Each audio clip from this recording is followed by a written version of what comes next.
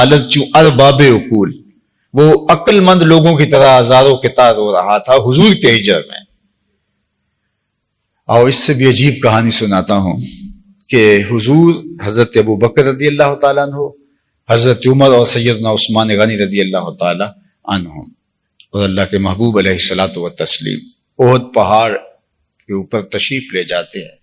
جو ہی ان کے قدم احد کی چھاتی پہ آتے ہیں تو وہ خوشی سے جھوم اٹھتا ہے۔ اللہ اکبر۔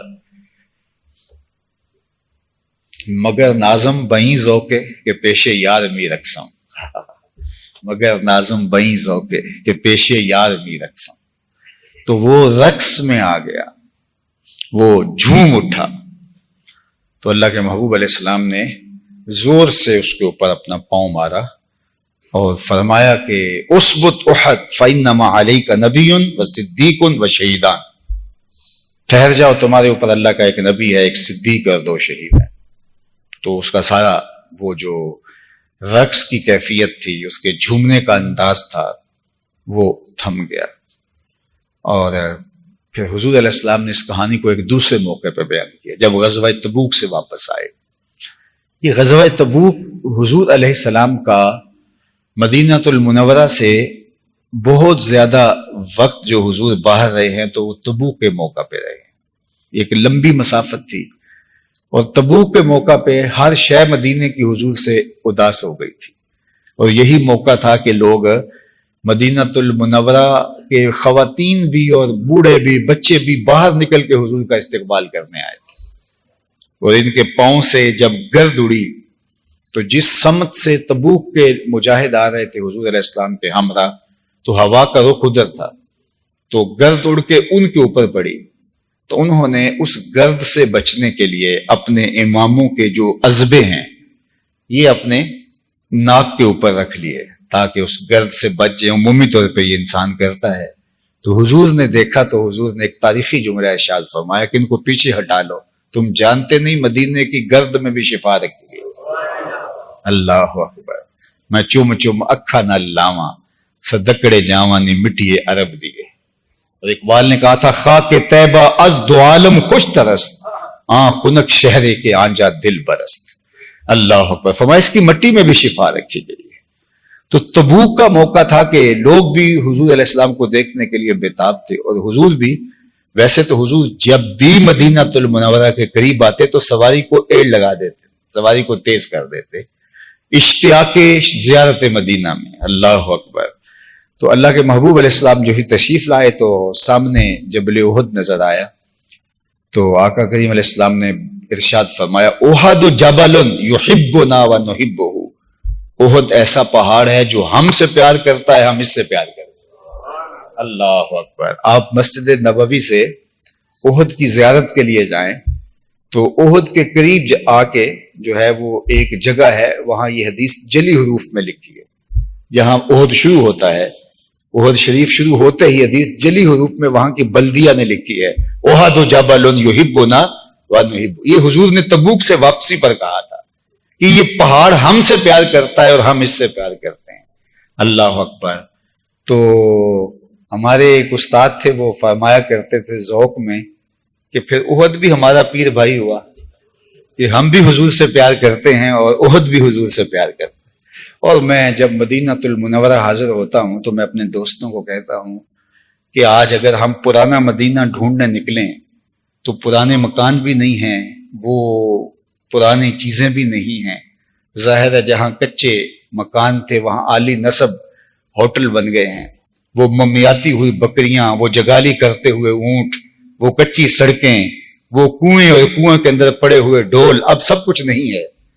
لیکن میں کہتا ہوں جب احد پہ جاتے ہیں تو میں کہتا ہوں دیکھو اس پہاڑ کو، یہ نہیں بدلا، 14 صدیاں قبل ڈائریکٹ حضور کی نظریں یہاں پڑی تھی، اور حضور علیہ الصلوۃ والسلام نے کہا تھا احد جبل یحبنا ونحبہ، یہ ہم سے پیار کرتا ہے اور ہم اس سے پیار کرتے ہیں۔ آج کل وہ احد پر انہوں نے لائٹنگ بھی کر دی ہے۔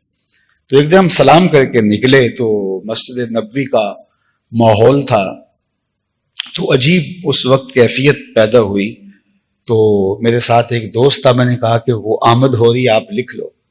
تو مدینے کے شام و سحر اللہ اللہ، کہاں میں کہاں ان کا در اللہ اللہ. تو اس طرح چلتے رہے اور وہ لکھتے رہے. تو جو ہی باب فہد سے ہم اپنے ہوٹل کی طرف مڑے تو سامنے جبل احد تھا. تو برجستہ جو شعر اس وقت میری زبان پر آیا اور دوست نے لکھ لیا کہ وہ جبل احد پربتوں کا شہنشاہ. اللہ اکبر. شعر کا حسن دیکھیے, یہ آورد کا نہیں ہے, آمد کا شعر ہے. اور وہاں باب فہد کے سامنے اچانک دیکھ کر کے یہ لفظ عطا ہوئے, وہ جبل احد پربتوں کا شہنشاہ, محب شہ بحر و بر اللہ اللہ, محب شہ بحر و بر اللہ اللہ. فما احد جبل یحبنا ونحبہ. احد ایسا پہاڑ ہے جو ہم سے پیار کرتا ہے اور ہم اس سے پیار کرتے ہیں. اور میں آپ کو یہ بتاؤں کہ جب قیامت قائم ہوگی تو احد اٹھا کے جنت میں لے جایا جائے گا. اللہ اکبر.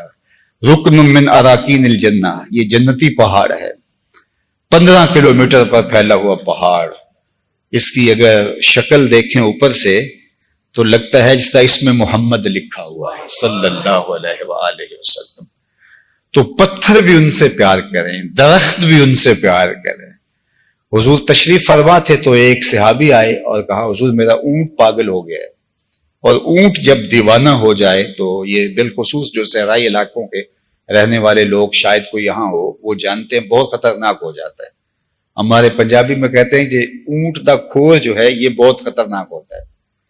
تو اونٹ جب پاگل ہو جائے, جب دیوانہ اور مجنون ہو جائے تو پھر یہ سنبھالنا مشکل ہوتا ہے. اس وقت 4 دیواریاں تھیں, اور اب بھی پرانے باغات مدینہ میں آپ دیکھ سکتے ہیں کہ اس کی 4 دیواریاں ہیں. تو وہاں تھا تو حضور کی خدمت میں آ کے صحابی نے عرض کیا تو آقا کریم فرمایا چلو میں تمہارے ساتھ چلتا ہوں. اس کی عرض کرنے کا مقصد بھی یہی تھا. اللہ اکبر. صحابی جانتے تھے ہر دکھ کا مداوا اس چوکھٹ سے ملے گا. یہ کوئی مجھے تو آ کے نہیں پوچھتا. آپ جب بھی مجھے پوچھنے آتے ہیں کوئی مسئلے پوچھنے آتے ہیں, کبھی آپ کوئی ایسی چیز کے لیے تو نہیں آئے جو میری ڈومین میں نہ آتی ہو. وہ آپ تو اسی کو پوچھتے ہیں نا جو میرے دائرہ کار میں آتی ہے. اب صحابی کا اونٹ پاگل ہو گیا اور وہ آیا حضور کے پاس ہے. اسے پتا ہے ہر درد کا مداوا اس چوکھٹ سے ملے گا. آقا کریم نے نہیں کہا میاں اونٹ پاگل ہو گیا ہے مجھ سے تو کوئی شرعی مسئلہ پوچھو. حضور بھی اس کے ساتھ چل دیے. صحابہ کہتے ہیں ہم ڈرے, اس لیے ڈرے کہ اونٹ جب پاگل ہو جاتا ہے تو بڑا خطرناک ہو جاتا ہے. خیر جب حضور تشریف لے باغ میں تو دور دوسرے کنارے اونٹ تھا. حضور کو دیکھا تو وہ بھاگ کر کے آیا, اور ہمارے دل کے اندر ایک خوف تھا کہ کہیں حضور کو کوئی غضب نہ پہنچا دے. لیکن جو ہی وہ قریب آیا اس نے اپنی پیشانی حضور کے قدموں میں رکھ دی اور اونٹ بڑبڑانے لگا جس طرح کچھ کہتا ہو. تو آقا کریم نے فرمایا کہ یہ شکایت کرتا ہے, اور پھر ان کو شکایت بتائی اور فرمایا کہ اس کے کام تم زیادہ لیتے اور چارہ کام دیتے ہو. جب اونٹ کی اس محبت کو, امڑتے جذبے کو اور اس کی سجدہ ریزی کو صحابہ نے دیکھا تو انہوں نے اللہ کے محبوب کی بارگاہ میں عرض کی نحنو احق ان نسجد للنبی صلی اللہ علیہ وسلم.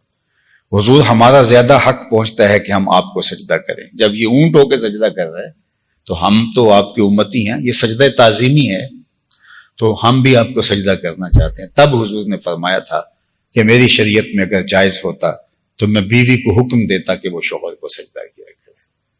تو جانور کیا, پتھر کیا, درخت کیا, کائنات کا ذرہ ذرہ ان سے پیار کرتے ہیں. امام احمد بن حنبل نے لکھا کر یاد سجن نو کھاندے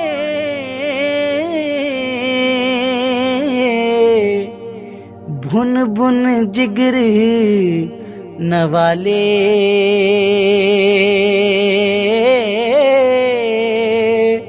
شربت وانگ پیارے ہتھوں پیون زہر پیالے شربت وانگ پیارے ہتھوں